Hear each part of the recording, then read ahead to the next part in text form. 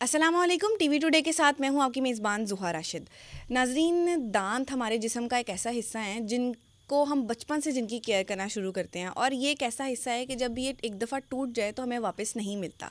और दांतों की हम अक्सर देखते हैं, दांतों के बहुत सारे मसाइल होते हैं, ख़ास तौर पे बच्चों में, अब तो यंगस्टर्स में भी हैं और साथ ही साथ बूढ़ों में भी। उनके दांत उतर जाते हैं, दांत गिरना शुरू हो जाते हैं, ठंडा गर्म लगता है दांतों के, और बहुत सारे मसाइल होते हैं।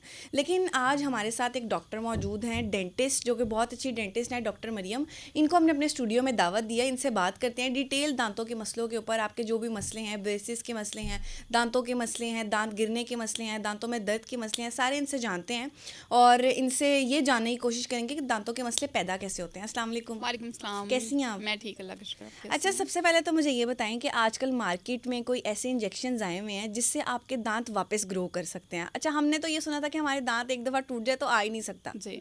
अच्छा, इस पे जो आपके दांत अभी क्लेम्स कर रहे हैं, चाइनीज़ जो साइंटिस्ट हैं वो रिसर्चेस कर रहे हैं कि जो ह्यूमन टीथ हैं, जो पहले हमने सुना था कि कभी भी दोबारा वापस, से रीग्रो हाँ, नहीं कर सकते, बन नहीं सकते बिल्कुल। हैं, तो वो रिसर्चेस चल रही हैं इस पे कि वो नए दांत उग सकते हैं, दोबारा बन सकते हैं। ठीक तो है। एक ऐसी ड्रग जो है इंट्रोड्यूस करा रहे हैं, लेकिन अभी उस पे ह्यूमन ट्रायल्स चल रहे हैं। चल रहे हैं। मे बी 2030 और आफ्टर 35 तक ये ड्रग आ जाए, लेकिन अभी तो सिर्फ इस पर रिसर्चेस चल अभी रही हैं। इसका मतलब जो लोग खुश हो रहे हैं वो खुश ना हो।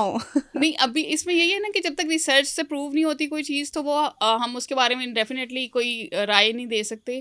तो अभी तो रिसर्चेस चल रही हैं, पहले ह्यूमन ट्रायल्स होते हैं, वो सेफ़ है या नहीं है। ठीक अब है। अगर ड्रग हम इंजेक्ट कर दें मुंह में, तो हम्म, एक की बजाय कोई काफ़ी सारे दांत एक जगह पे निकल आएंगे, तो फिर क्या हाँ, होगा? बिल्कुल बिल्कुल ठीक है, ऐसे तो ही वो है। भी प्रॉब्लम है। तो इसलिए जब तक प्रूव नहीं हो जाता तब तक हम इसके बारे में कुछ नहीं कह सकते, ठीक लेकिन है। खुशखबरी है लोगों के लिए कि अगर ये हाँ, हो जाती है तो फिर बहुत अच्छी बात है। ठीक है। अच्छा, ब्रेसेस का एक कॉन्सेप्ट है कि जब जिनके दांत टेढ़े होते हैं या जिनका कोई दांतों का आगे की तरफ होते हैं तो वो ब्रेसेस लगाते हैं जी, और जी, फिर वो दांत पीछे चले जी। जाते हैं।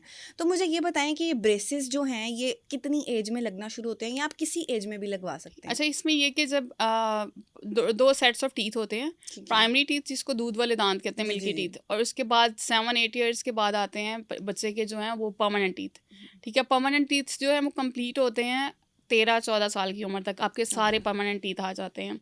अब इसमें ये होता है कि जब बच्चे के सारे दांत आ गए ना परमानेंट वाले, 13 साल की उम्र से हम आगे ब्रेसेस लगाना शुरू कर देते हैं। ठीक है। और कुछ लोग होते हैं जैसे उनके ना आगे की तरफ दो जैसे वैम्पायर दांत होते हैं, वो जी, निकले जी। होते हैं, बाकी दांत बिल्कुल ठीक होते हैं, उन लोगों के लिए भी ब्रेसेस होते हैं? हाँ, बिल्कुल, उनके लिए भी ब्रेसेस होते हैं। इवन कि अगर आपका एक दाँत भी आउट ऑफ आर्ट्स है, अलाइनमेंट से बाहर है, तो उसके लिए भी ब्रेसेस ही ट्रीटमेंट तो ऑप्शन अगर है। हम ब्रेसेस यूज करें तो कितने टाइम तक दांत अंदर हो जाते हैं, कितना टाइम लगाना पड़ता है? ओके, इसमें जो बेसिकली ना केस टू केस वेरी करता है कि कुछ लोगों में स्फेयर क्राउडिंग होती है, कुछ में मॉडरेट और कुछ में माइल्ड।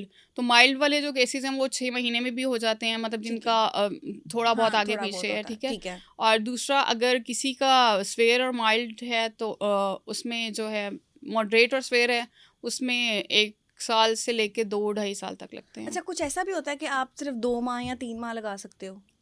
अब वो डिपेंड करता है उसमें कि कितनी मिसअलाइनमेंट कितनी है। अच्छा, इस पे ये डिपेंड करता जी। है।